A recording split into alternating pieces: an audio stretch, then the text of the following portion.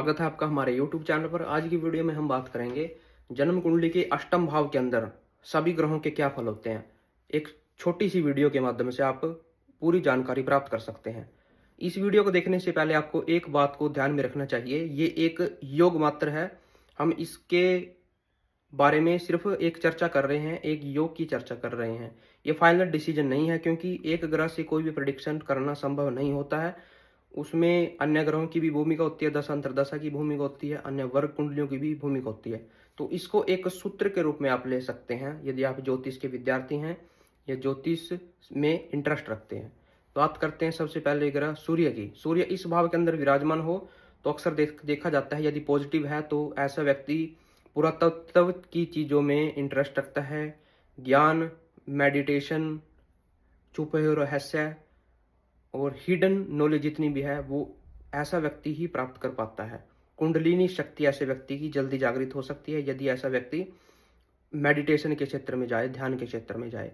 और नेगेटिव पक्ष की यदि हम बात करते हैं तो ऐसा व्यक्ति, हड्डियों से संबंधित रोग ऐसे व्यक्ति को होते हैं और गुप्त रोग भी ऐसे व्यक्ति को हो सकते हैं, क्योंकि इस भाव के अंदर सूर्य जब विराजमान हो तो गुदा संबंधी रोग देता है, ऐसा अक्सर देखा जाता है। इसके साथ यदि पाप ग्रह हो जैसे कि राहु हो तो ये नेत्रों संबंधी, और देखा जाता है कि ये हड्डियों से संबंधित भी रोग देता है व्यक्ति कुंडली में, क्योंकि सूर्य कैल्शियम से संबंधित ग्रह है। ये हड्डियों को प्रतिनिधित्व करता है, हड्डियों का कारक ग्रह होता है सूर्य, और नेत्रों से संबंधित भी ये रोग दे सकता है, क्योंकि इसका स्वभाव, क्योंकि इसका यहाँ से संबंध सीधा द्वितीय भाव से भी होगा जो कि आंख का भाव है।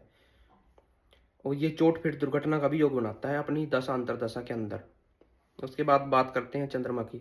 चंद्रमा एक सौम्य ग्रहों की संज्ञा में आता है और इस भाव के अंदर जब विराजमान होता है तो ऐसा व्यक्ति डिप्रेशन का अक्सर शिकार हो जाता है। अष्टम भाव में यदि चंद्रमा हो तो व्यक्ति को जल से भय होता है, वाटर फोबिया, हाइड्रोफोबिया जिसे हम कहते हैं। तो और व्यक्ति हमेशा गहराइयों में ही रहता है, हमेशा सोचता ही रहता है, सोचता ही रहता है, सोचता ही रहता है। और बीमारियों की बात करें तो ऐसे व्यक्ति को ज़्यादातर मानसिक बीमारियां ही सताती हैं। ऐसा व्यक्ति सोते सोते उठ जाता है, स्वप्न में डर जाता है।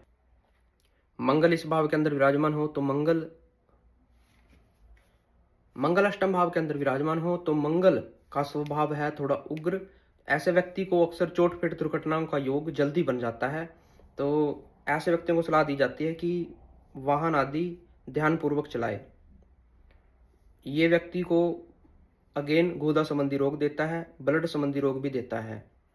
अच्छे योग की हम बात करें, यदि ये किसी खास भाव का स्वामी होकर विराजमान हो तो व्यक्ति को रिसर्च के क्षेत्र में ले जाता है, और मेडिकल, नॉन मेडिकल, साइंस ऐसी व्यक्ति की बहुत अच्छी होती हैं और उनके अंदर ये अच्छी रिसर्च कर पाता है।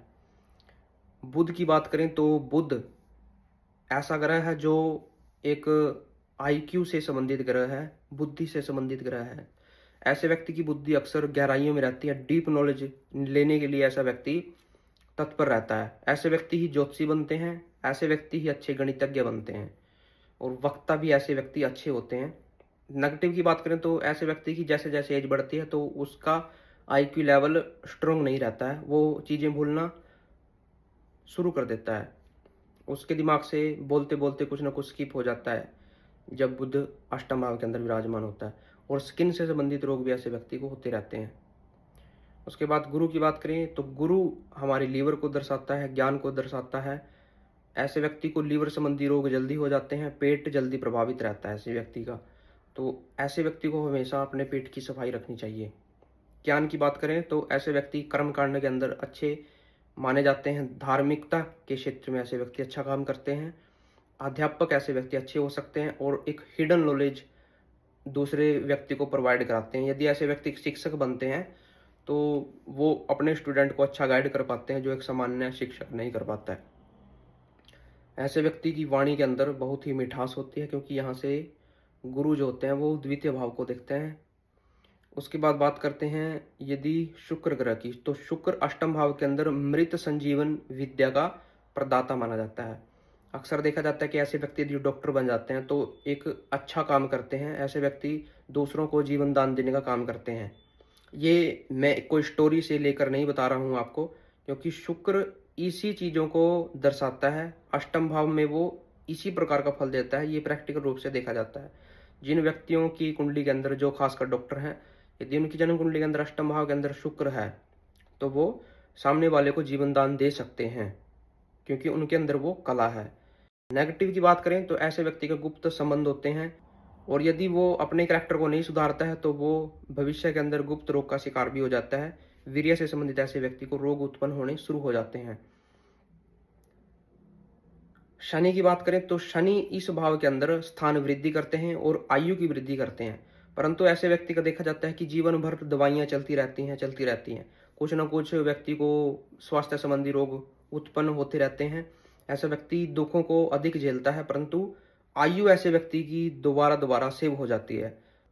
ये वही व्यक्ति होते हैं जो मौत को छूकर टक से वापस आ सकते हैं। अक्सर एक्सीडेंट के अंदर ये बच जाते हैं। ये शनि अष्टम भाव में होने के कारण होता है, परंतु ये जब ही होगा जब शनि अष्टम के अंदर अच्छे हों। यदि नेगेटिव हो तो एक आयु का स्वामी है तो वो मृत्यु का भी स्वामी होता है। यदि शनि इस भाव के अंदर अच्छे न हो तो व्यक्ति जल्दी ही भगवान को प्यारा भी हो सकता है। उसके बाद राहु केतु की बात करते हैं। राहु और केतु का परिणाम कोई भी स्वतंत्र मेरे हिसाब से नहीं होता है, क्योंकि ये जिस भी भाव के अंदर, जिस भी राशि के अंदर, जिस भी नक्षत्र के अंदर, उप नक्षत्र के अंदर ये जो ग्रह इनको देखता है, युति में होता है, उसके अनुसार ये फल देते हैं, क्योंकि ये छाया ग्रह की संज्ञा में आते हैं। परंतु अक्सर इनका प्रभाव मंगल जैसा केतु का रहता है और शनि जैसा राहु का रहता है। राहु तंत्र मंत्र में ले जाता है व्यक्ति को अष्टम भाव के अंदर, और केतु भी ऐसा ही काम करता है। तंत्र में राहु ले जाता है और मेडिटेशन और गहराइयों में आध्यात्मिक रुझान देता है केतु अष्टम भाव के अंदर विराजमान होकर। नेगेटिव एनर्जी का प्रभाव करवाता है इस भाव के अंदर राहु विराजमान हो के अंदर। आप अध्यात्म से जुड़े हैं तो इस जन्म में आपकी जीवन के अंदर वो हेल्प करता है। तो ऐसे ही फल देखे जाते हैं राहु और केतु के अष्टम भाव के अंदर। तो आशा है कि आपको जानकारी अच्छी लगी होगी। मिलते हैं अगली वीडियो में किसी नए विषय के साथ। तब तक के लिए हर हर महादेव।